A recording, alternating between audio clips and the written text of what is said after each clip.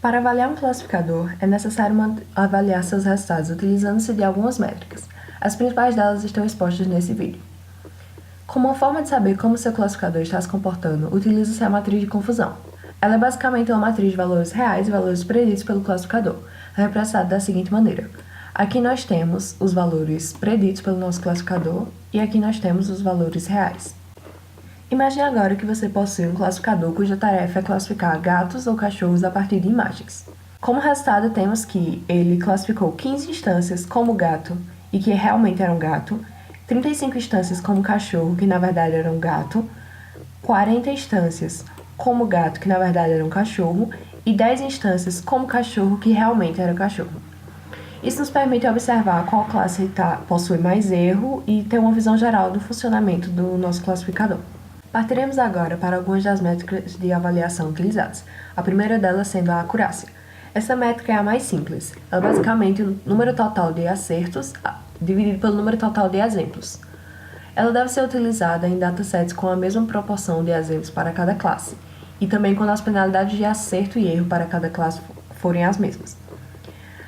O motivo disso é porque, em problemas com classes desproporcionais, ela pode causar uma falsa impressão de bom desempenho. Por exemplo, em um dataset em que 80% dos exemplos pertençam a uma classe, se ela classificar corretamente todos os exemplos naquela classe, atinge-se uma precisão de 80%, mesmo que os exemplos da outra classe estejam classificados incorretamente, todos os outros exemplos.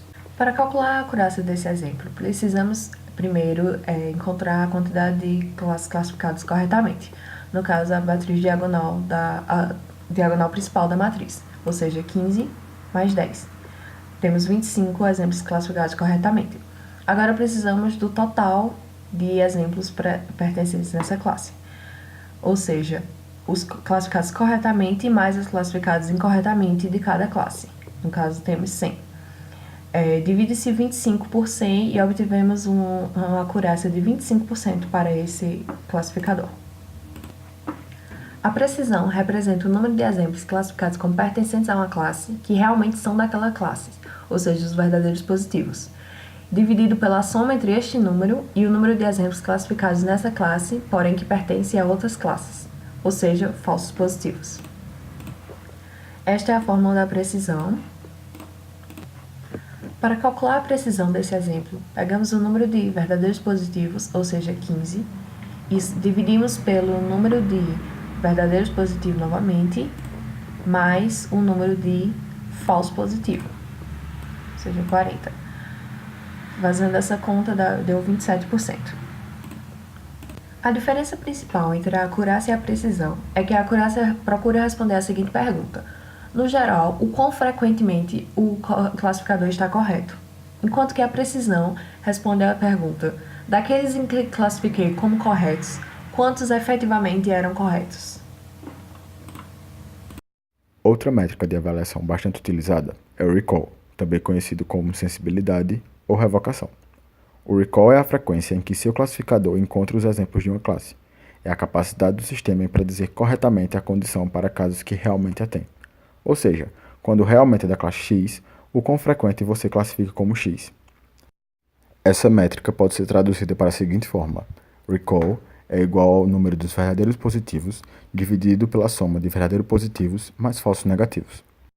Para o nosso exemplo, tendo em vista que queremos saber as métricas para a classificação da classe gato, sendo esta representante dos positivos e a classe cachorro dos negativos, temos a divisão do número de verdadeiros positivos, que no caso é 15, pela soma dos verdadeiros positivos mais falsos negativos, que totaliza 50.